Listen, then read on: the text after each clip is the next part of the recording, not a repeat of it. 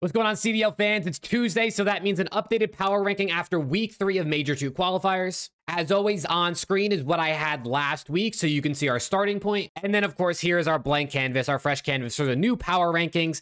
Some of the things to note down here, half of this league is ass, bro. I mean, like, honestly, like, there's only 6 teams that I think are pretty good right now in the league, and 2 of them could honestly be very hit or miss. And then there could be a shift in the top 4. You're going to have to wait and see. And then also Saturday and Sunday, we'll be watch partying matches. We've been playing games, you know, hide and seek, viewer aids and stuff like that before and even after streams. So definitely check that out. I'm always live here on YouTube. And then also real quick, this is my team of the week for week 8. I have Shotzzy, Hydra, Draza, and Celium.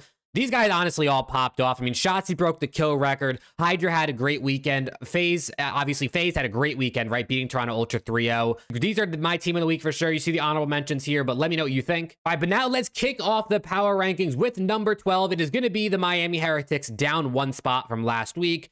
I think Miami's the worst team in the game. I mean, maybe you could argue the team I have above them, but Miami hasn't won since, I believe, 2 weeks before Major 2. I think they're on like 7 series loss streak or something like that at this point. So Miami just looks really, really bad. I honestly think they need to make a roster change. I know they just brought in Eric Boom, but honestly, it might be worth trying to do something because this team just does not look good. Then at number 11, I have LAG. The other team, I guess you could argue, could be 12, but they are down 2 spots from last week. LAG needs to make a roster change. Same thing with Miami. It's probably Assault I feel like you make the change for. You maybe could even look at moving out from Estriel. I think Estriel's been okay, but he's been a bit underwhelming. And LAG need to make a move. They've had the same team all year. This team is not going to perform on LAN, I don't think. So I think it's time for them to make a change. Then at number 10, up 2 spots because, well, I mean, what else can you really do? They did win their series versus LAG this weekend. It is the Seattle Surge. Honestly, Seattle is a team that probably could benefit from a change as well, even though they just won. But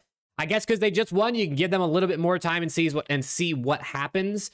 But this team obviously does not look good. They did beat LAG, who I have at 11, so not much to talk about. And then at number 9, I do have the London Royal Ravens, who lost their match this weekend as well. London obviously is a pretty hit or miss team. I mean, they look kind of competitive in their series. They look like they can kind of keep up in most maps, but they're just not really getting the series wins that obviously you want to see out of every team, of course, getting wins. So for me, they're only down 1 spot and they're down to 9. Then the team that has taken the biggest fall down to number 8, I do have the Minnesota Rocker finally falling out of that top 5. Minnesota's 0-5. They look really bad. I mean, they lost to LA Thieves, who were a team that were in the bottom 2 most of the season. Yeah, they just don't look good. I've been saying it for a while. I think it's time they move on from Big Wake. He has not been good all season. I know they got a top 4. I know this team could turn it around, but I don't see this team actually competing for a championship. I mean, it's going to be really hard just with how good the top 4 are. I don't see them really competing. I think they got to move on from Wake. Maybe you could even move on from Vivid, although I think he's been pretty solid. He's just very hit or miss, as we know, with Vivid. Yeah, for me, Minnesota, they're just super disappointing. You're 0-5. You're dead last in the Major 2 qualifier standings right now. Got to figure it out. Then at number 7 is the Boston Breach. They don't move. I mean, Boston lost this weekend. They got swept by the Las Vegas Legion. Boston could fall, but honestly, everybody else lost down here except for Seattle, who's obviously not going to jump up this high. So Boston just kind of like, because of everyone else being so bad, they just kind of stay at 7. You could maybe argue Minnesota still being over Boston just because of how good Minnesota was in Major 1. And Boston was obviously very disappointing going out top 12 at their home major. I don't know. I got Boston sticking at 7. Then at number 6, I mean, a big jump for the LA Thieves up to top 6. Listen, are LA Thieves a team that I think right now going on LAN could get top 6 at the major? Probably not. I'm not exactly, but then again, at the same time, the rest of the league looks like ass. Like I said in the beginning, I mean, when you think about it, right, they're obviously better than the bottom, than these 3 down here. And for me personally, just because they're winning and these teams aren't, they have to jump up, right? This is a power ranking that adjusts weekly. So LA Thieves have to jump up just because everybody else is losing below them, which is really insane. So like I said, I don't necessarily feel confident in Thieves being a top 6 team because that sounds really good. You're in the top half of the league.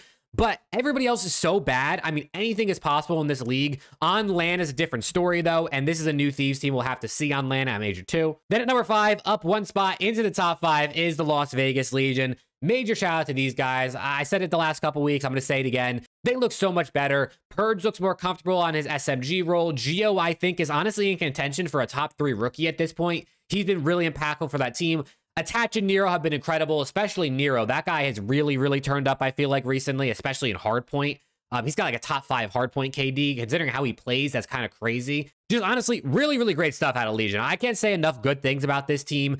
Are they a team that I think is going to go to LAN and make a top 4? Probably not. But I do think this is a team that is very well deserving of being in this spot because they've shown it week over week they get better. Then we move into our top 4. I still have New York at 4 and OPTIC at 3. I've seen a lot of people saying New York should be over OPTIC.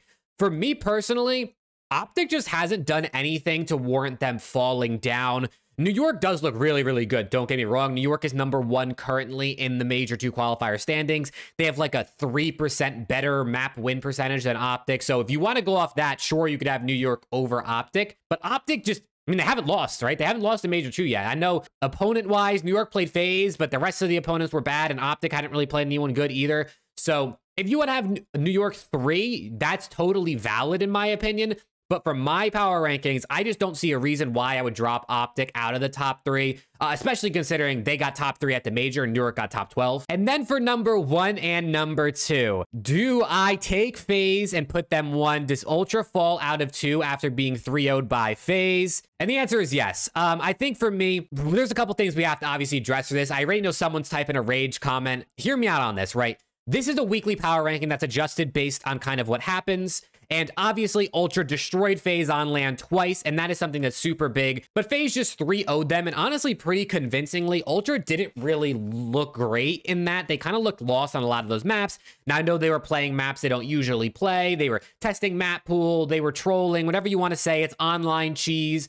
At the end of the day, FaZe beat them. They beat them 3-0. If we had Ultra 2 and FaZe 1 and the roles were reversed, everyone would be saying FaZe should drop down. So I think this is the most unbiased take you can have, is having FaZe jump up to 1. But like I said, if this goes to LAN, I still think I'm taking Toronto Ultra.